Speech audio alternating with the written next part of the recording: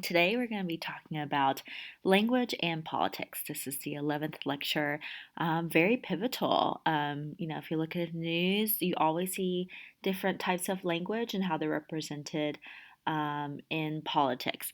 So, politics is this really charged term, right? How would you describe politics? If you'd say they made careers for themselves in politics, what does that mean? This could be very different from if you said sexual politics or don't get involved in office politics. The personal is political, philosophy, politics, and economics or environmental politics. So these could all mean different things depending on who you ask. But generally, when we talk about politics, we are looking at the sources of power. So, George Orwell. We'll talk about him a little bit later, but he was the author of 1984, and he said, "In our age, there's no keeping out of politics. All issues are political issues." And so, if we're able to take that definition and apply it to language, we're able to see the ways in which language is used to control people's decisions, enforce people's behavior. And then, there's he says the personal is political, right? So he would say there's no avoiding political decisions. The kinds of language we speak, the kinds of media we consume, our beliefs are held together by these political notions, and so it's one would not say that language is apolitical or it's not influenced by a lot of the power issues at play. So when we're looking at power and the struggle for power, we're looking at specifically who seeks to assert power, and also those who seek to resist power. So in looking at different the dialects that we've looked at in the past few lectures, or looking at language taboos, who has the power to dictate what is acceptable and what's not in society. It's usually the people with most money. It's usually people who have the most standing. That could be a standing in society. That could be, something that's inherited. So, for example, the king or queen of England would have this kind of power, right? Um, Whereas, it could also be, in the United States, corporations, right? Corporations have a lot of power, a lot of buying money, a lot of advertising, and that contributes to kind of politics and their belief structures.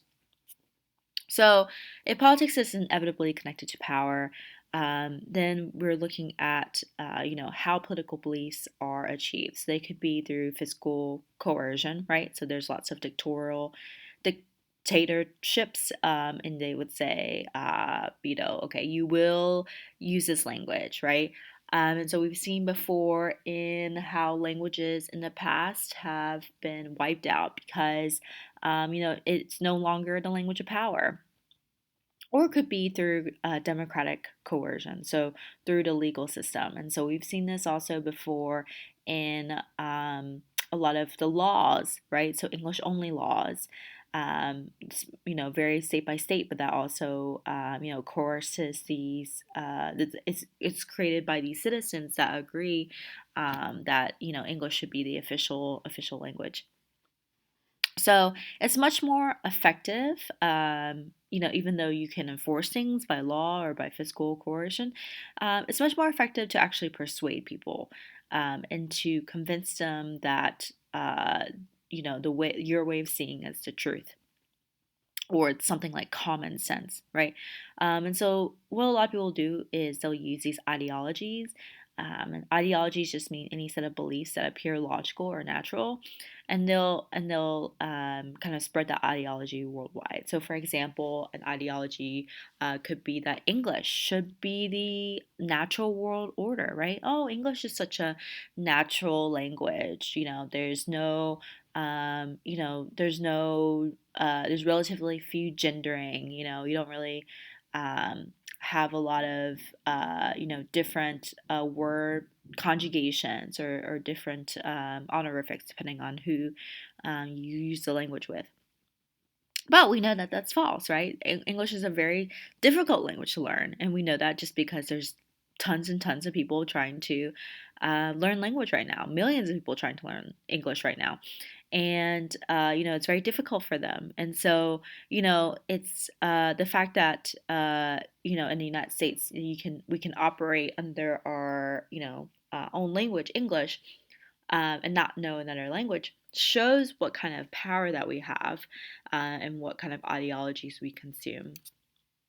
So when we create power, this is again through using persuasion.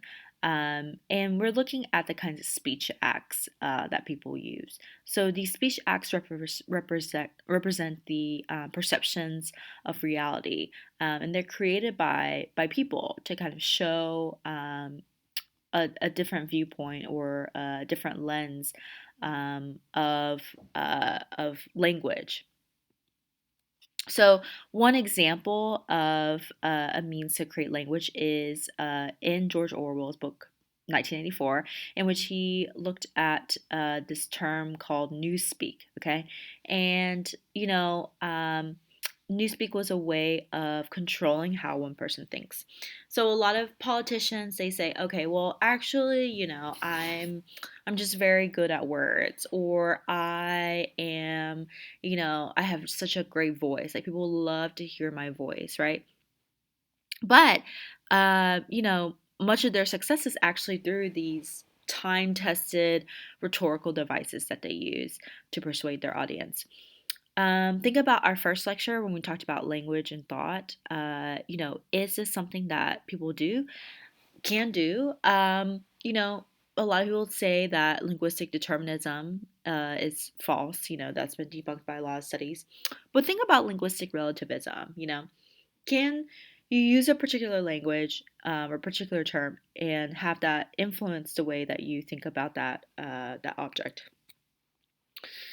So George Orwell, portrayed this in his book. He described a future totalitarian society in which the government tries to control people through their use of language. And so they controlled their behavior, they controlled their thoughts. And one of the ways they did this was to use English called newspeak. So everything that we're discussing now will be considered old speak. And then in the future, so he's writing this book in 1949, but in the future, in 1984, they'll use what's called newspeak. And so here's some examples in the book. So you probably remember this from high school, but the free, right? They would strip away the meaning of free. So free doesn't really mean anything other than to say, okay, the dog is free of lice, right? But if you use free in any other way to think about political freedom, or personal freedom, then that would be considered crime think. Okay, so it would be a crime to think of things this way. The mini plenty, right? That was the Ministry of Plenty, right? And so they controlled the economy, they controlled the rations, and actually during this time, they actually didn't have a lot of food. So the term mini plenty actually was a misnomer, but they wanted to kind of give the impression that they were doing well, that they had lots of food, ample resources, the economy was doing great. And so they also turn all the words, horrible, terrible, to ungood, right? Which just meant bad. And so you could turn any of the words by adding the prefix un. So they removed all of the words because they wanted to restrict the way that you think. And so they thought that if you didn't have the words to illustrate your ideas, then that was an effective way of placing your behavior. So here's an example of the ways in which this is from the movie 1994, the ways in which they introduced the newspeak, and you can see how the main character feels about it. So, what about in real life? That's from a novel, right? It's a fictional. But how do we use, modern types of newspeak in everyday life? Well, you're able to use a lot of it in advertising. So, if you ever watched the series Mad Men, you know of the ways in which people try to manipulate thought by using certain types of language. So the International Advertising Association came out with this phrase. They said a friend is someone you know, that someone you can trust.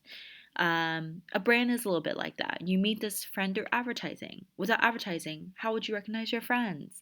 So again, it's trying to create this kind of familiar type of resonance to a brand.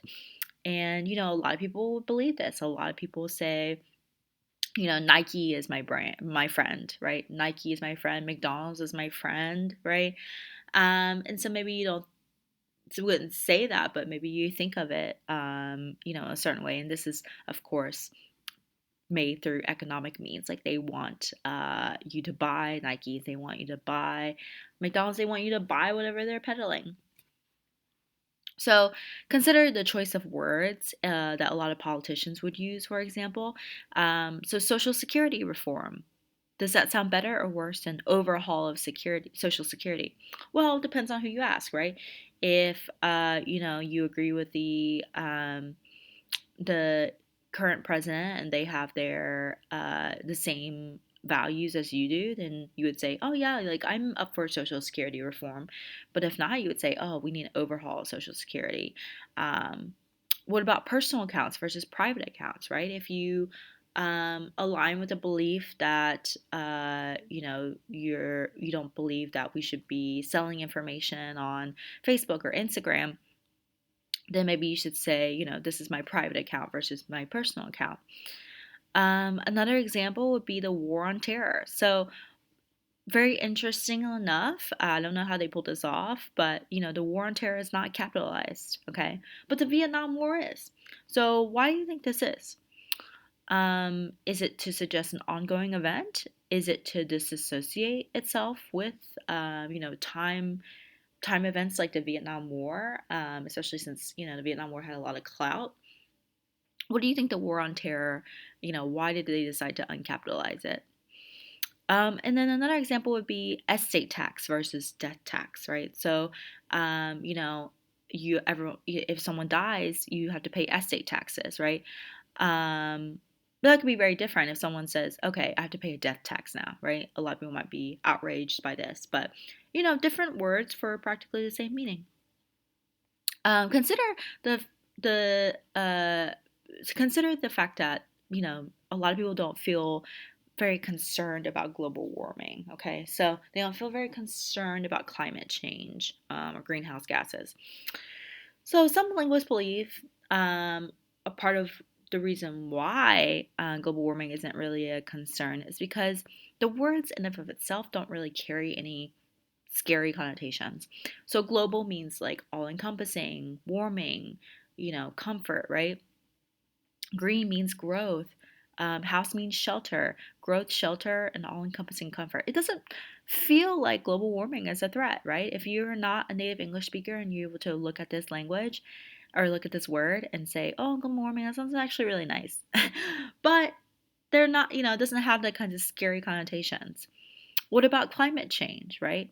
Earlier I talked about global Englishes, but some of you are probably like, oh, that's not really a bad thing, right? English is fine, and global means like we're trying to spread the word of English out the world, right? So the words in and of itself might not have a strong negative connotation. So this leads to the discussion on in language and politics, what is the term politically correct? Okay. Um, so if you want to be politically correct, you're using more inclusive forms, maybe, right? So, for example, visually impaired instead of blind, blended family. So you would say, in families where there's maybe households with children with several relationships, different people with marriage statuses, divorce statuses, right? Ethnic origin terms such as African American, Asian American, Latino American, right? So they are considered to be just, kind of a substitute for these otherwise offensive terms, right? Or they're trying to create the perception that, minority groups are, equal. So, the PC terms would try to say, iterate the opposite. So, some people make the distinction between impairment and disability, but a lot of people would say, this is where the language matters. Impairment refers to a condition such as you lost your leg or you lost, your vision. Whereas a disability might be something like you can't climb the stairs or read really small print, right? So it for a lot of people when they're discussing medical terms, the small discrepancies in language and using PC language actually matters. So, how do politicians use their tools for persuasion? So, you probably already seen this in your textbook, but just to give an overview. So, one way is contrastive pairs. So, this is where you have two parts that are opposing each other, kind of like a foil. So, for example, Neil Armstrong said, "One small step for man, one giant leap for mankind." Unfortunately, at the time, man and mankind mean the same. He was probably flustered because he was on the moon and walking on the moon, right?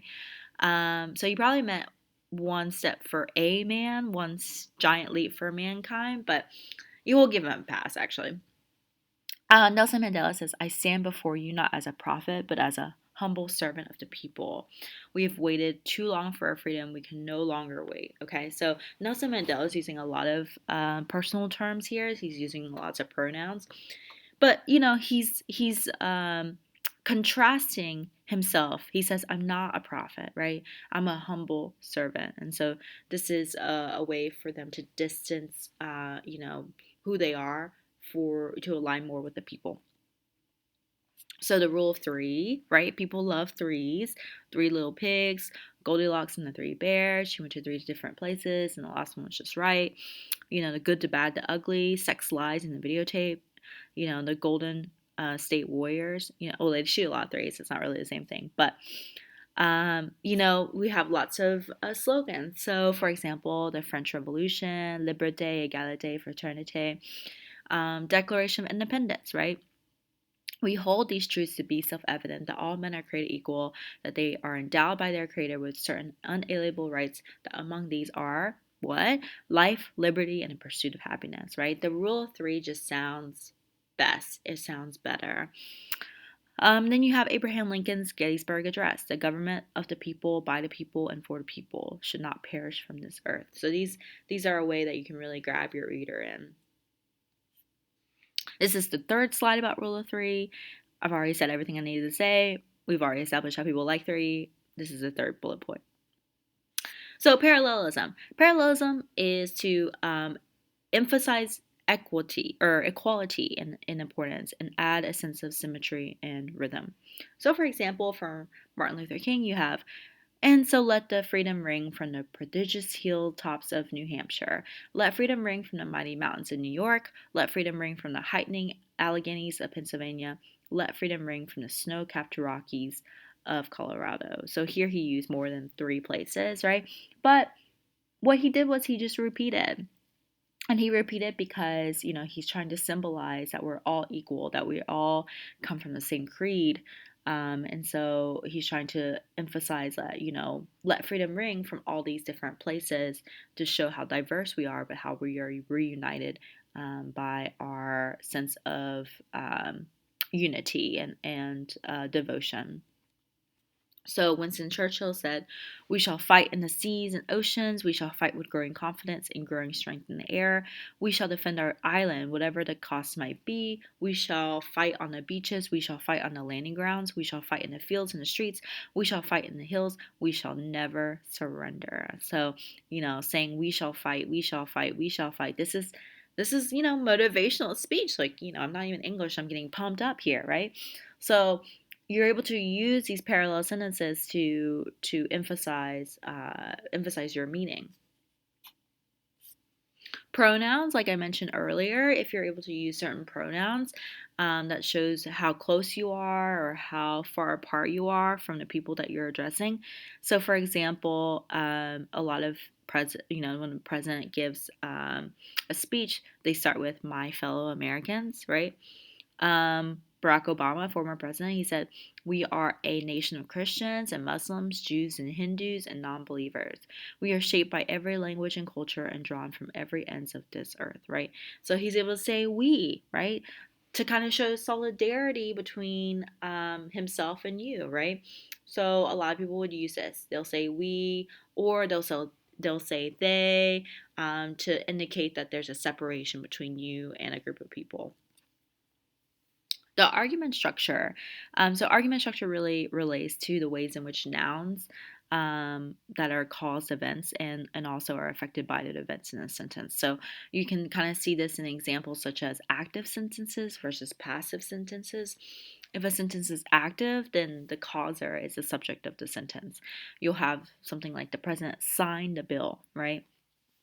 But if you say the bill was signed, you know, the bill was signed, blah, blah, blah, blah, blah, on Tuesday, then you leave the president out. And so what's the effect of this? Maybe you don't, maybe you're not a big fan of the president, right? And so you just want to say the bill was signed. Or, maybe the bill was a, not a good bill and you are a fan. So you would say, you were a fan of the president. And so you would say the bill was signed on Tuesday, right? Instead of saying the president signed the bill because you don't want to draw attention to who did it. And the same thing with phrases such as mistakes were made, right? Who made the mistakes? We don't really know who made the mistakes.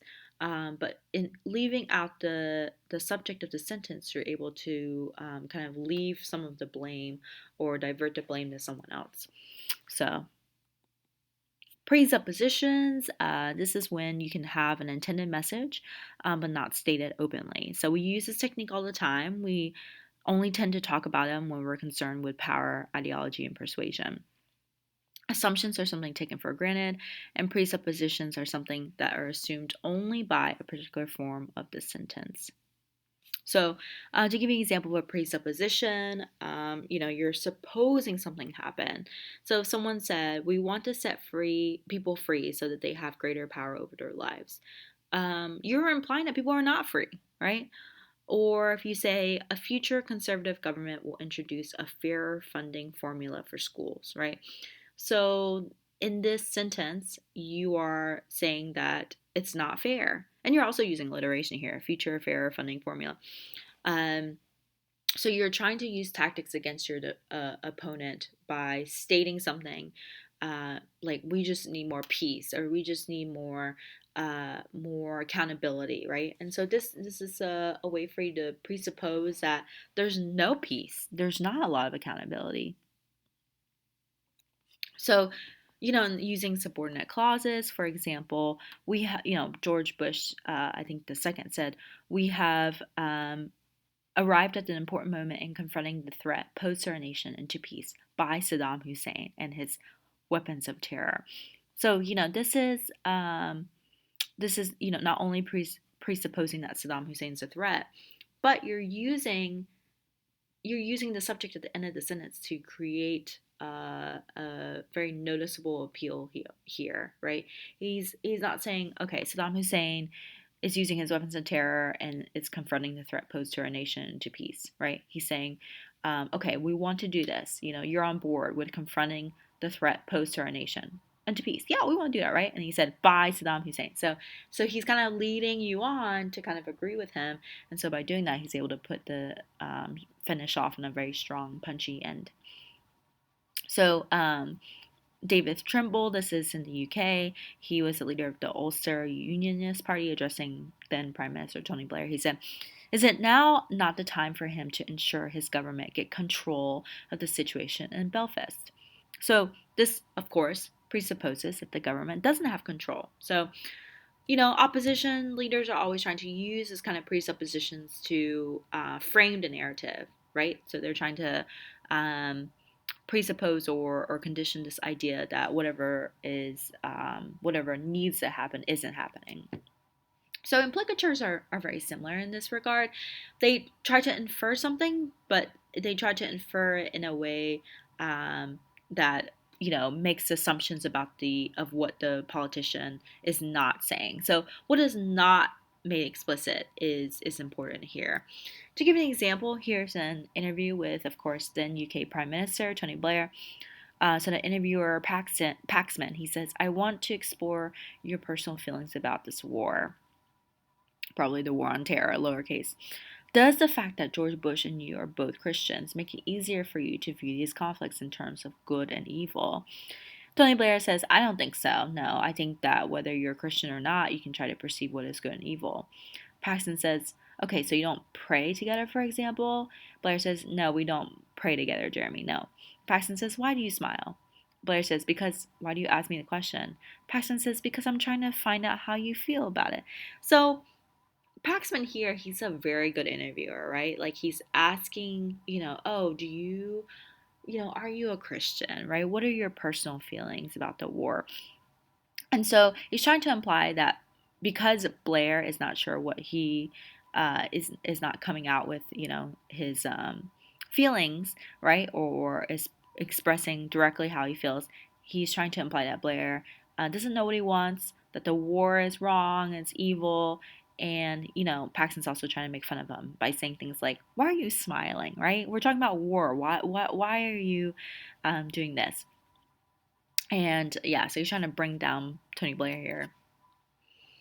A lot of politicians will use metaphor. So metaphor is, a figure of speech, but it's also giving something a name that belongs to someone else. And also used to create pictures in the mind. So when you use a metaphor, you're able to engage with it on a deeper level and make connections between things that are not often related. So, in the 1990s, British television referred to Germany's influential position in the EU, the European Union, with the metaphor Germany is the bully in the playground. Okay, so when you call someone a bully in the playground, you're saying that no one likes bullies. So you're able to kind of paint Germany in this picture. George W. Bush also in D.C. This is during after 9/11. He said the year now ending saw a few acts of terrible evil. It also saw many more acts of courage and kindness and love, and those reflect the great hope of Christmas. A light shines in the darkness, and the darkness shall not overcome it. So this is really a metaphor for the country at the time, right? The country was a very dark time after 9/11. And so, he's saying this at Christmas, right? Is a light shining, right? So he's able to kind of pull these extended metaphors of Christianity, of Jesus Christ's birthday, and talk about the war, talk about without even mentioning it, right? So he's invoking the lightness shining through the darkness kind of metaphor. So, Ronald Reagan also used a lot of metaphors in his address. He said, there are many mountains to climb, or there are many mountains yet to climb. We will not rest until every American enjoys fullness of freedom, dignity, and opportunity as our birthright. Okay, so he's able to kind of put into layman terms the kinds of struggles that he's having, right? And so one of the struggles is the mountains that he has to climb. Franklin D. Roosevelt said, I assume unhesitatingly the leadership of this great army of our people dedicated to a disciplined attack upon our common problems. So, again, not only using metaphor, but also using pronouns. But, he's able to talk about the army, he's able to talk about an attack, right? And a lot of people use these kind of militaristic terms to describe the issues that are going on.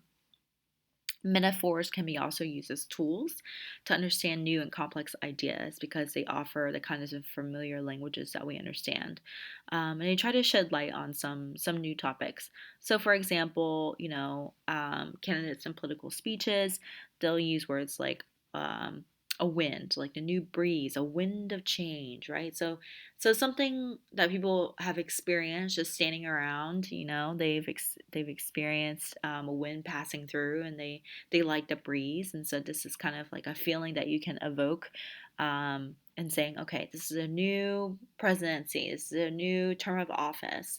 It feels like a breath of fresh air, right? An illness metaphor, that's something that everyone has struggled with, right? Our country can be healthy again, our country can be prosperous again, using these kinds of metaphors about health, relationships, right? You saw before how the advertising company used the term friends, but it can also use the term allies and enemies, to connote the same kind of relationship that it has. Similes, you already know this from high school, but similes are, kind of associating one thing with another. So saying she smells like a rose, right? Or she's a good boss because she acts like a man, okay? So something is like something, okay? So also consider the cultural connotations here. What does it mean to be a man, okay? Why is that considered to be good, okay? So these are questions that you should consider. And also, similes help us conceptualize ways that are beneficial for the speaker, right? So we will not be satisfied until justice rolls like waters and righteousness like a mighty stream, right? So it's hard to imagine things like justice. It's hard to put a picture to righteousness, but if you compare it to water, this is pretty good. Martin Luther King, he was a reverend, right? And so he was able to use a lot of these metaphors from the Bible, and so that got a lot of attraction from people all around the country. So Winston Churchill, he's talking about General Charles de Gaulle, but he said he had a face like a llama surprised in the bath. Okay, so I think this is in relation to France kind of being attacked by Germany, but you know relating this to a llama, right? Relating to his face. Is he trying to insult him, right? What does the simile mean? The Australian Prime Minister, his performance as the leader of the opposition is like being flogged with a warm lettuce. Okay, so being flogged means being kind of whipped here, right? Warm lettuce, right? Probably something that's not very effective, and so he's probably making a simile and making a metaphor here about the leader of the opposition party. Bashar Assad said, of course, trading in products is a respected trade, but trading in politics is like the slave trade. Okay. So, relating back to a terrible event, right? And a lot of politicians have gotten in trouble because they'll relate things, for example, to the Holocaust or something. And so this is something to where a lot of people say, okay, I can see the connection, or maybe this is really exaggerated, right? So this is an effective persuasion technique. Euphemism and dysphemism. So euphemism, we've already discussed before, but we use euphemisms when there's fear of using the real word, or if we're afraid of causing offense, or these words cause us lots of distress. So these words are highly related to taboos or death or bodily functions because we don't want to think about them. We want to distance ourselves as much as possible. We want to also highlight the positive. I think, in the United States, we live in a very positive forward society, and a lot of people think that that's very toxic, right? And that we don't address some of the negatives in the same way. So dysphemisms, they do the opposite. They actually highlight the negative. So they're used to talk about people and things that frustrate them or annoy them. But of course, they don't refer to the real thing, right, or the real word. So think about the types of euphemisms in the military. What kinds of military euphemisms do you see? To amount to strike, a surgical strike, a preemptive strike, a flexible response, a strategic nuclear weapon, a tactical nuclear weapon, demographic targeting, collateral damage. Okay, so these words can mean different things, but this could be a euphemism for saying a lot of people were killed, right? Collateral damage, a lot of people were killed. To mount a strike, right? An attack, right? A surgical strike, right? Why would you use the words surgical? Well, if you say words like surgically clean strikes or clean bombs, it kind of it takes away from the negativity. You're able to look at it more as some of the health metaphors that we've seen in the past. So things like clean or healthy, right? So this is very similar in this regard, and you're able to use metaphors, or sorry, euphemisms, to distance yourself. So if you think about ICBMs or SLBMs or ABMs or ERWs, like if you don't know what these are, how about an Honest John, a Poseidon, a Polaris, right? The answer is they're bombs, right? Mostly nuclear bombs. But you don't want to call something a bomb. You want to kind of mask it in a way. For example, you want to mask it in an acronym, and that would be a euphemism. So another example of dysphemism would be, again, you're trying to highlight the negative. So instead of saying mental hospital, you could say loony bin. Mental illness, you could say someone's a nutcase. The post office, the postal mail, you could call it snail mail because you are upset that your package isn't getting there on time, right? A cancer stick for a cigarette, right? That's a cancer stick. Or you call policeman a pig. So, it's a euphemism. You don't want to refer to the same thing, but you want to draw negative attention to it. These would be the words that you'd use, and clearly they carry power. Proverbs. So proverbs are considered to be universal truths. Politicians use these, or they can coin them, and so we've used these proverbs throughout the years. If you remember John F. Kennedy, he said, "My fellow Americans, ask not what your country can do for you, ask what you can do for your country." And so this proverb is used whenever we need great patriotism, right? We need a show of unity among Americans. Harry S. Truman said, "If you can't stand the heat, get out of the kitchen," right? And, that's attributed to him, but this probably was a proverb used before. And so, this means that if you, don't, if you can't handle the kinds of anguish or problem, then maybe shouldn't be the best person to be in a leadership role. Winston Churchill says, "I have nothing to offer but blood, toil, um, tears, and sweat." Okay, so again, a lot of people use these biblical proverbs to kind of evoke a sense of feeling because this is such um, a shared part of people's culture. So the discussion questions this week are: how can language be used to achieve political ends? How is it possible that many of our linguistic choices have political consequences? How is language used to create and reinforce certain value systems? What are the rhetorical devices used by politicians to make an impact on the public? You can analyze a political speech using the features discussed in this PowerPoint. What effect did the types of speech evoke? Why or how might political views show up in the language you choose?